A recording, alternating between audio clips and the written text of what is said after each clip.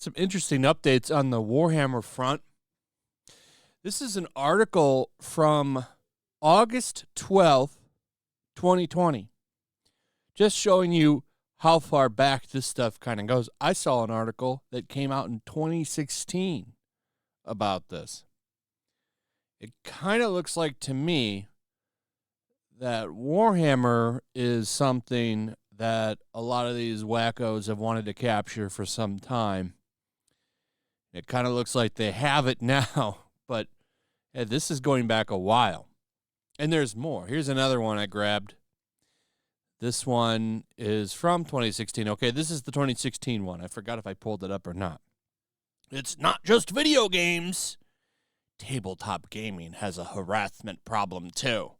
How one woman's Tumblr post about her experience sparked a massive conversation. A Tumblr post.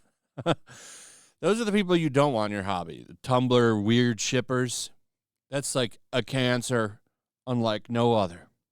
Though I don't think Tumblr is still up. I think it got shut down. But yeah, since 2016, they've been whining about tabletop gaming and shit like that. Like, this is another hobby they want. They've got some of it, and it's causing some problems for their outlets too, like Dungeons and Dragons and Magic. I think some dude just stepped down from the executive position over that stuff. But they've been infiltrated, and now it's Warhammer. Everything must be taken. None of your hobbies are safe. I hope you've realized this now over the past couple of years. Nothing is safe. They're coming for everything. So much so that they're going to outright tell you, like this fan website's article, Warhammer 40K, only bigots hate female custodies. It's outright saying that sounds like a YouTube title. He's like, he's not even going to hold it back. And what's funny about this is it's just a tweet that made this happen. Just a tweet. Female custodies have always been a thing. Sign off by the official Warhammer Twitter account. I do believe that rumor that this is all in preparation for the Amazon show. And then here's this one from 3 days ago. How to stop a teenage girl from playing Warhammer. A journey with war games and 2 visits to the Warhammer store. So, this is the kind of shit that's been coming out lately. These damage control articles. They want to try to go after the fan base. They're starting this up. I did one the other day on an article put out by, I think it was PC Gamer, coming after Warhammer fans. PC Gamer. For some reason, they wanted to jump in on this. And now we've got this one from Abigail Shannon talking about her visit to one store and how bad it was, and it kept her out of the hobby for like 10 years. She went in there when she was 15. I'm gonna read it to you, and we're gonna talk about it. The second time she went in, and that one was in 2023, she had a good experience. But she went into this one in 2015 and had a bad experience. I just want to tell you, as someone that goes to a lot of comic book shops, and a lot of them have this kind of stuff in them, what kind of shop you get it to go in, the kind of shop you go into is different from every other one. I've went into plenty of shops with people that are kind of asshole-ish, and it's just part of the experience. You can't control the people who run the shop. And the people that run the shop have nothing to do with the product. It's stupid to blame an entire community because you had a bad experience in one store. I think that's kind of messed up.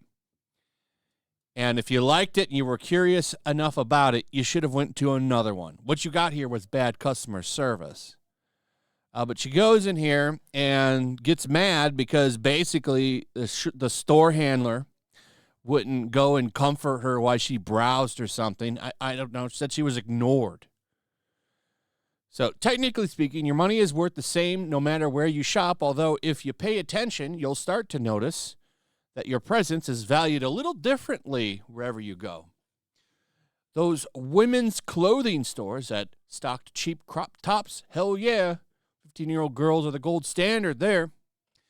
These were the places where the sales assistants shot us easy smiles and called us pet names. At least at this particular Warhammer store, things were very different.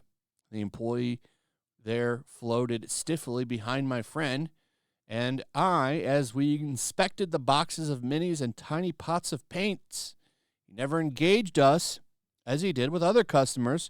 He just watched accusingly. It took me a good while before I built up the courage to start asking questions about what was on the shelf. Are those aliens? Do you just paint them?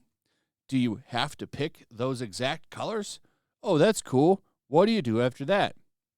He indulged my first few questions and with a cold yes-no before breaking the pattern with a sharp sigh. If you don't know what you're looking for, then why are you here?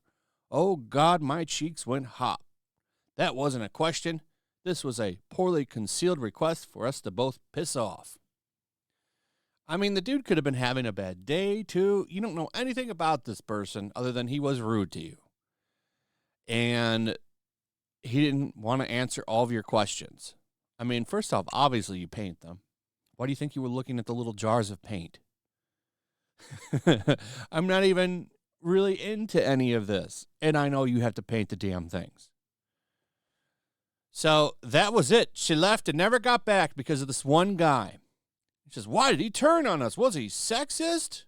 Was it some kind of revenge of the nerd style lashing out against women that had disparaged my hobby in the past? Was he just having a bad day? I'll admit I can't know for sure. All I know is that it was a familiar antagonism. It was an antagonism I had felt before from especially bristly GameStop employees, from customers at my retail job who look right past me and seek tech advice from my male coworkers, and from rock fans who'd ask me to name songs from the band whose t-shirt I was wearing. It was the feeling of being subjected to gatekeeping. Well, to be fair, a lot of people wear band shirts and don't know shit about them. So, I mean, is it you were wearing a rock band shirt one day and somebody asked you some songs and you got called out because you are not a real fan of the band? I kind of find that annoying too, especially when people wear Nirvana shirts and they obviously have never listened to their song. And you know what I'm talking about, that black and yellow Nirvana shirt. Everybody has it. But how many, it's like 20% of the people that are running around with that shirt probably know anything about their albums. It is a real thing. And I don't necessarily think gatekeeping is bad, to be honest. Because look at some of the people that have come in and ruined a lot of hobbies. A lot of them have been absolutely destroyed, like comic books. I don't think comic books are ever going to pull out of the hole they're in. That hobby's been completely fucked. And I don't think it's ever going to come back. Some gatekeeping could have probably helped stop that from happening. But it's so bad now, you have people offing themselves because of the cancel culture that's in it. Like Ed Piscor. Look what happened to him. He'd probably still be alive if there was some gatekeeping. Like, if you could have gate-kept Alex DeCampi out of the hobby, I think there'd be a totally different atmosphere in comics. But you let her come in, Ramon Villalobos, Heather Antos, all these people came in and absolutely destroyed it. Made their little whisper network and canceled everybody. Now that shit's happening with Warhammer. So one bad experience, and this person didn't come back until 2023. Went into a good store and got a good employee who helped him out. You could have had that a lot sooner if you'd went to another store. And why I brought up the comic book example is because there's like 4 or 5 different types of comic book stores. And, you know, you have to go into one that you like. You can, well, not so much anymore because most of them have closed, but you know, you have one that's got shit everywhere. Those are actually usually the best ones because they've got so much stock. And I'm talking about back issues. You go in there and there's boxes of shit everywhere. Usually you can find a lot of stuff in those. Or you go into one that's kind of in a yuppie area and all they have are graphic novels and new books. Or you go into one that has magic and Pokemon and comics. I mean, it's a different experience. But, yeah, this one place. So, that, I mean, let's go attack the entire fandom because you had bad customer service at one shop. I mean, if you're a fan of Warhammer, you got to ask, are you going to let your hobby be destroyed? I mean, you're going to have to figure that out. But it's not looking good for Warhammer, I can tell you that. You got all these websites, Games Radar now coming in on this shit. Games journalists are just all over this. Anyway, that's pretty much it. Let me know what you guys think about all of this. I'd like to hear from you. Also, if you would, please like, subscribe, share the video. Make sure you're still subscribed. Hit that notification bell. And I'll see you on the next one. Peace. Make sure to check out my locals. There's a link in the description. It's a fun community that I'm trying to build over here. If you don't want to support me on YouTube, you can come over here.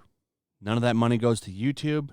You also can just come over here for free. But if you are a supporter over here, I do plan on doing an extra live stream once a month and throwing links to the supporters so you can actually come on and have a supporter live stream with me. Also, it's a good place to catch all of my content. You don't have to worry about notifications like YouTube. They'll definitely work over here. So come check out my locals.